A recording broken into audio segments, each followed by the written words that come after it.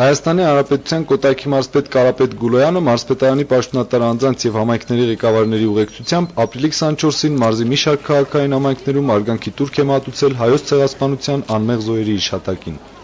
Կոտայքի մարզպետը նախ այցելել է Աբովյան քաղաք, մասնակցել ոգեկոչման համաքաղաքային արարողությանը եւ երթին։ Հայոց մեծ եղերնի անմեղ զոհերի հիշատակ ավերժացնող ուշակոթողի մոտ տեղի է ունեցել հոգեհանգստյան հոգեվոր կարգ։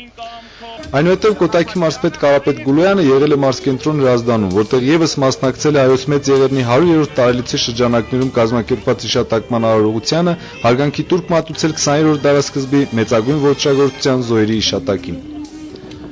Ապրիլի 24-ի կազմակերպված մարզային արարողություններն ամփոփվել են Հայ առաքելական եկեղեցու Կոտայքի թեմի առաջնորդանիստ Կեչարիսի վանական համալիրում կազմակերպված ձեռնարկով։ Ծաղկաձորի քաղաքապետի նախաձեռնությամբ Կեչարիսի վանական համալիրում տեղադրվել է խաչքար ուշակոթող։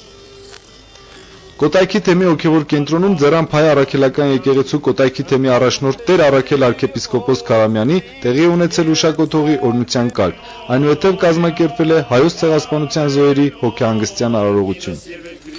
Հիշատակ հայոց մեծ եղերնի անմեղ զոհերի Կեչարիսի վանական համալիրում կազմակերպվել է մոմավառություն։